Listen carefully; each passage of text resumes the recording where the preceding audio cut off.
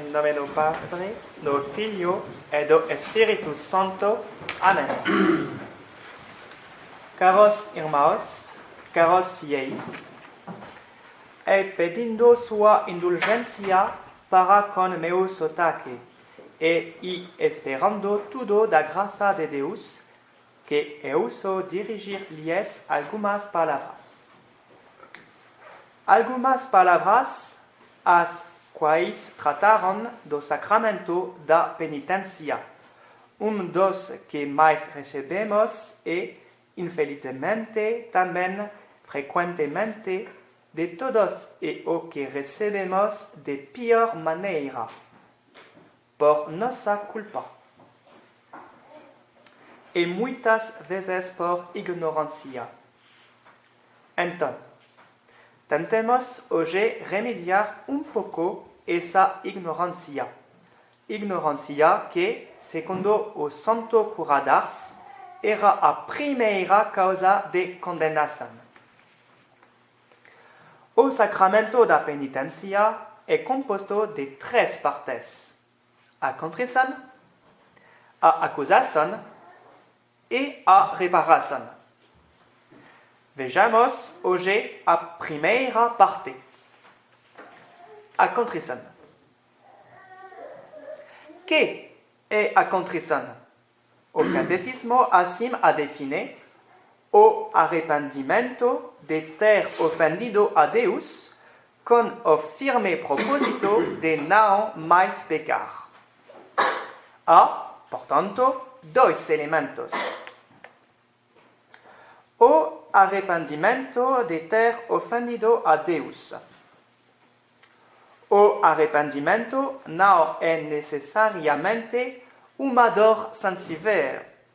Não é porque não sentimos nada que não nos arrependemos de verdade de nossos pecados. De ter ofendido a Deus. E isto pode dar-se de 3 maneiras. Primeira, arrepender-se de seus pecados unicamente por causa das consequências desagradáveis que dele decorrem. Por exemplo, eu me arrependo de ter sido guloso porque fiquei gordo. Esse arrependimento é totalmente insuficiente e não consiste na contrição. Segunda, arrepender-se de seus pecados por medo do inferno. Ela é, em si, insuficiente e constitui a contrição imperfeita. Mas Deus, por misericórdia, virá pela graça do sacramento e leva-la à contrição perfeita. Ela basta, portanto, para ir confessar-se. Terceira, enfim, arrepender-se de seus pecados unicamente porque eles são uma ofensa à majestade de Deus e foram sofrimento para o coração de Jesus. Esta é a contrição perfeita, a melhor. Passemos agora ao segundo elemento da contrição: o firme propósito de não mais pecar. De todo modo, não adianta nada confessar-me. Eu sei que vou tornar a cair. Que pensar dessa frase? Pois bem, ela merece o mesmo juízo que esta outra frase. De todo modo, não adianta nada tomar banho. Eu sei que vou sujar-me de novo. O firme propósito não é a promessa feita a Deus de jamais tornar a cair, não. Mas a firme vontade de tomar as medidas necessárias para não mais cair, ou, ao menos, de progredir. A propósito, caros fiéis, é muito útil para intensificar sua contrição tomar uma resolução. precisa, concreta, controlabile.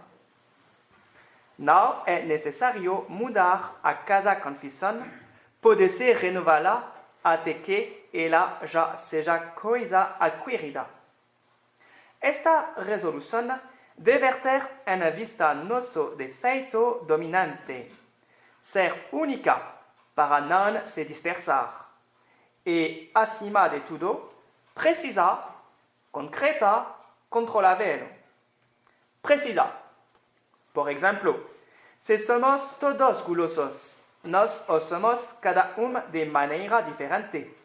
Algunos comen de más, otros so comen aquello que gustan, a otros comen a todo instante, etc. Será necesario atacar precisamente nuestro defecto y no ser demasiadamente vago. Eu seré menos guloso. Concreta. Por ejemplo, no colocaré más de 5 colleres de azúcar en mi café, solamente una collier. Precisa, concreta, controlabile. Isto é, uma coisa que ocorre todos os dias e sobre a qual eu poderei examinar-me à noite, no exame de consciência. Como acabamos de falar do exame de consciência, seria bom tratar pouco dele, visto que muita gente confunde exame de consciência e contrição, o que prejudica o sacramento. O exame de consciência. Há alguns fiéis que começam a procurar lembrar-se de seus pecados quando estão de joelhos no confessionário e que vão embora sem ter tomado uma resolução. E estes se queixam. Faça a nós que não avanço em minha vida espiritual. Mas de que é a culpa? Outros, pouco mais sérios, farão a lista de seus pecados justo antes de ir confessar-se. Eles fazem grandes esforços para bem lembrar-se de tudo, para não esquecer nada. Enfim, eles procuram acima de tudo serem completos, quando deveriam procurar acima de tudo ser contritos.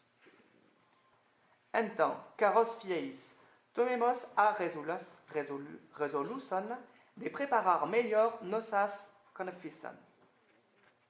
Por que não, por exemplo, no exame de consciência à noite, escrever seus pecados numa folha.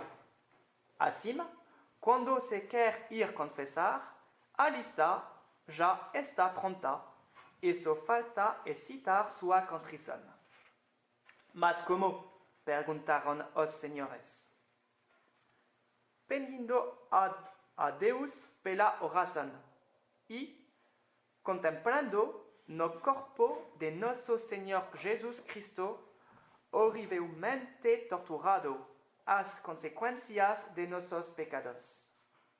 E não saiamos do confessionário sem ter tomado uma boa resolução. Precisa, concreta, controlabile. Em nome do Padre, do Filho e do Espírito Santo. Amém.